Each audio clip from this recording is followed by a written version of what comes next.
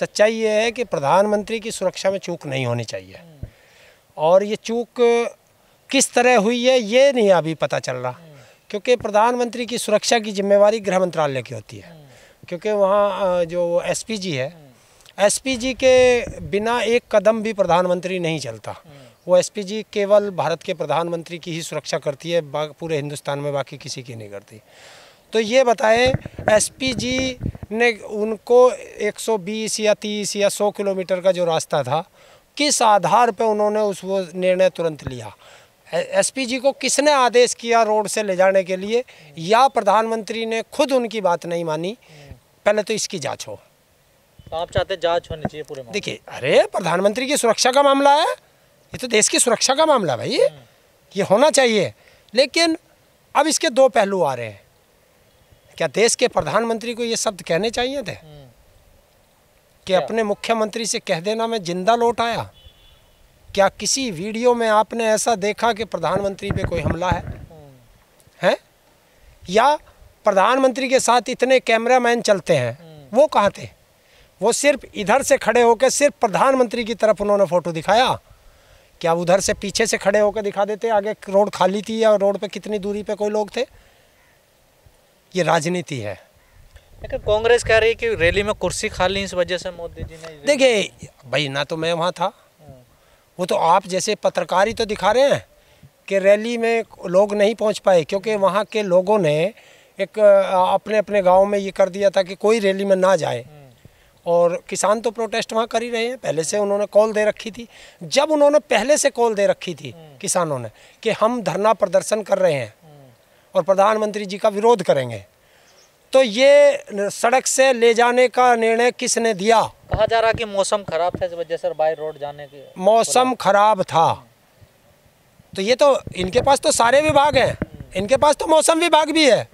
इनको जानकारी नहीं थी पहले से कि हमारा मौसम खराब है? मौसम वैज्ञानिक क्या कर रहे थे?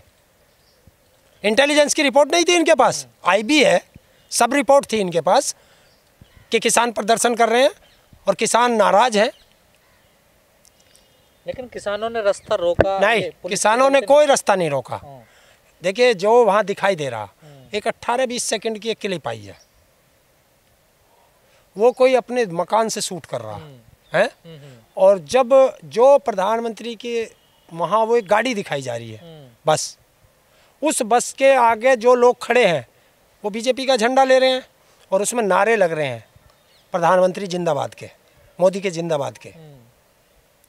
तो वो कौन है? मैं ये कह रहा हूँ कि अगर प्रधानमंत्री मेरा भाई भी है तो रास्ता में मुझे भी उसके रास्ते में आने का अधिकार नहीं है, तो वो बीजेपी वाले आए कैसे? एक स्क्रिप्ट लिखी गई क्योंकि हमारा प्रधानमंत्री छलिया है। बीजेपी तो कह रही है कि ये तो हमें यहाँ रोड दिया गया था राज्य सरकार की तरफ से, हमें सुरक्षा की गारंटी दी गई थी।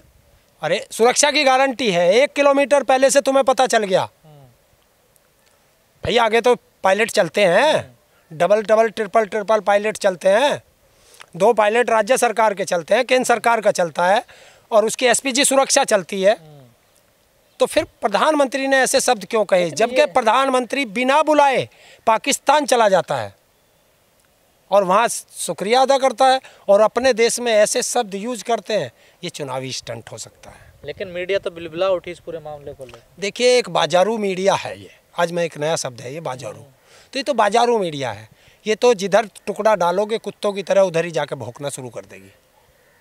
सोशल मीडिया पे तो कोई नहीं बोल रहा। प्रधानमंत्री जी राष्ट्रपति से मिले हैं, अब वो मिलने का अधिकार है, सबका है, उनको मिलने का टाइम दे देंगे, और किसी को तो ना देने के। राष्ट्रपति भी उन्हीं का। अब वो देश के कहाँ रह गए राष्ट्रपति? वो भी उन्हीं के बन गए।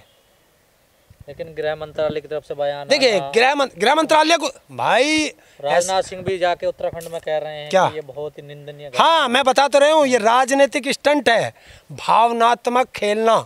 अगर किसी को सीखना है तो वो मोदी से सीख ले।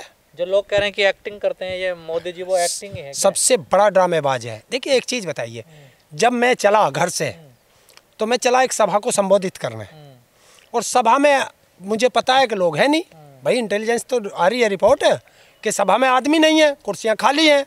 वहाँ आदमी तो छोड़ जानवर नहीं आ पाए। वहाँ जो 2, 4, 10, 20, 50, 100, 1000 आदमी दिखाई दे रहे हैं, वो सारे आप देख लेना पुलिस की वर्दी में हैं। लेकिन ये भी आरोप लग रहा है किसानों ने आने ही नहीं दिया, लोगों को रोका गया जबरदस्ती। तो किसान तो प्रोटेस्ट कर रहे हैं, पोस्टर फाड़ते हुए भी वीडियो। उनसे एक चीज़ तो पूछ लेते कि जब वही पंजाब के किसान 13 महीने से तुम्हारे दर पे पड़े थे, तुमसे बात करने आए थे, तो तुम्हें समय नहीं था। आज किसानों को समय नहीं है। तो एक्शन का रिएक्शन है क्या ये? बिल्कुल, और होना भी चाहिए, होना भी चाहिए। प्रधानमंत्री को पहले से डिक्लेयर करना चाहिए था। प्रधानमंत्री जहाँ चलता है 48 घंटे पहले वो क्षेत्र एसपीजी की सुरक्षा में आ जाता है। जिस रोड से चलते हैं वो बीएसएफ के सेंट्रल फोर्स के कब्जे में हो जाता है पूरा क्षेत्र, पूरा रोड सेंट्रल गवर्नमेंट की जिम्मेदारी है। और ये बीजेपी के ये गृह मंत्रालय का फेलियर है, और गृह मंत्रालय में सबसे ज़्यादा अमित शाह का फेलियर है। अमित शाह से इसको बर्खास्त करना चाहिए इन लोगों को।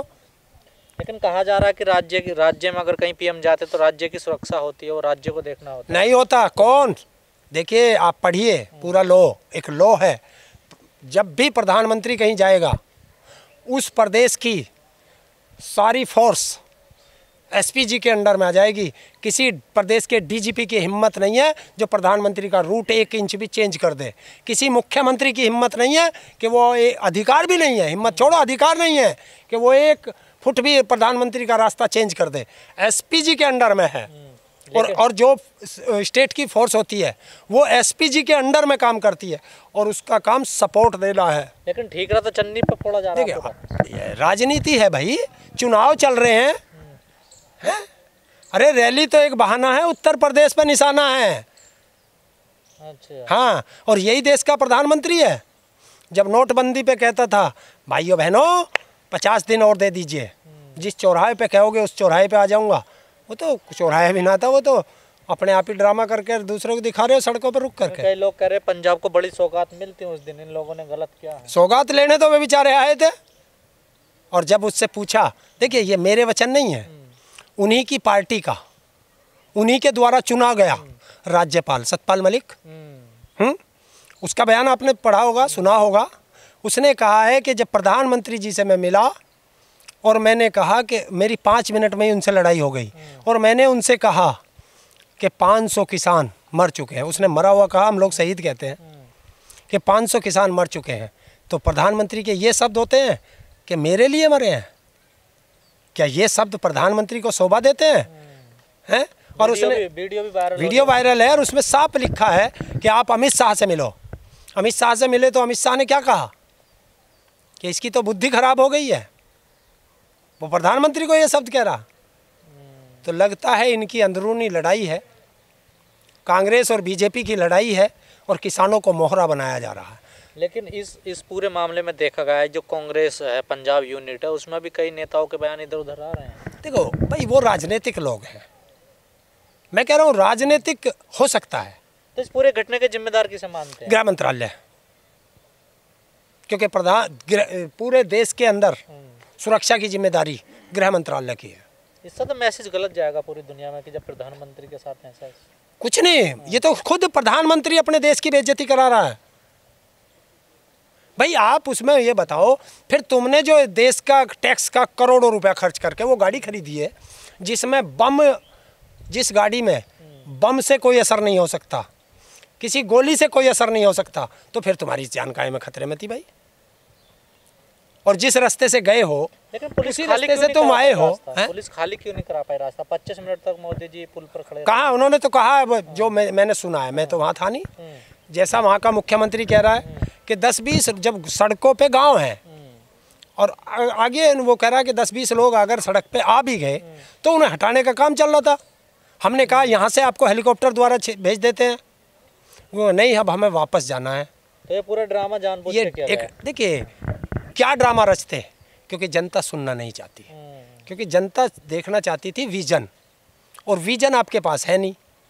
आप सपने दिखाते हो, ख्वाब वाले, तो अब जनता आपके ख्वाब वाले सपने 8 साल से झेल रही है। जब मुद्दों से बीजेपी का छोटे से बड़ा नेता, मुख्यमंत्री, सब ने इस पे बयान दिया। देखिए वो तो देंगे। देखिए जब तोता बोलता है तो सारे तोते बोलते हैं, क्या जब सारे बोलते हैं, सब चुप थे, एक नहीं था। आप मुझे ये बताइए उसकी सुरक्षा में कहाँ चूक हुई और क्यों हुई? ये 25 मिनट तक खड़ा रहा। खड़ा रहा तो कौन सी आफत होगी? यहाँ तो 13 महीने तक सड़कों पे पड़े रहे भाई, कोई बोलने नहीं आया, कोई पूछने नहीं आया। आज डर लगा। ये तो कहते थे शेर पाला है, और शेर डरता कब है? हमने पहली बार शेर को डरते देखा है। 56 इंच की छाती कहाँ चली गई? और एक प्रधानमंत्री थे श्रीलंका में, हमला हुआ था उन पे, तो सबने देखा है, राजीव गांधी पे बट से हमला हुआ था। उसने तो नहीं कहा कि लंका के प्रधानमंत्री से कि उनसे कह देना लंका के प्रधानमंत्री से कि मैं सुरक्षित अपने घर लौट आया। अरे मनमोहन सिंह 2009 में ये मुख्यमंत्री था खुद गुजरात का, और मनमोहन सिंह पे जूता फेंका गया था। मनमोहन सिंह जी ने तो नहीं कहा कि कह देना अपने मुख्यमंत्री से मैं सुरक्षित लौट आया। देखिए भावनात्मक, जब आपके पास मुद्दों से भटकने का, जनता मुद्दों पे कहने के लिए कुछ ना हो, तो जनता को भावनात्मक ले जाओ। तो ये भावनात्मक लेके जा रहे हैं जनता को, और जनता अब समझ रही है कि ये अब तुम्हारे इन भावनात्मक में नहीं आएंगे मोदी जी। अभी तो तुम्हें रोना भी है, अभी तो रोने का ड्रामा भी आएगा। देखते रहना क्या क्या ड्रामा करेगा। रोते तो रहते हैं अभी। हाँ, अभी और रोएगा, अब चुनाव आएगा अब और रोएगा।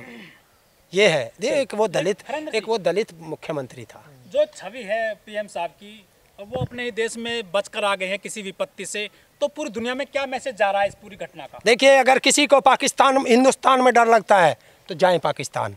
ये किसने कहा था? वो बिहार का जो था वो मंत्री हैं, केंद्र सरकार में मंत्री था ना, वो जो कन्हैया कुमार के सामने लड़ा था, क्या नाम था उसका? तो जाए पाकिस्तान। गिरिराज सिंह कहा था कि जब हिंदुस्तान में डर लगता है तो जाए पाकिस्तान। तो जाए अपने रिश्तेदारों के दौरे चला जाए। फिर ये अच्छा लगा है देश की बदनाम, हर मुद्दे पर देश की छवि को खराब करने में अगर किसी का हाथ है तो वो नरेंद्र मोदी है।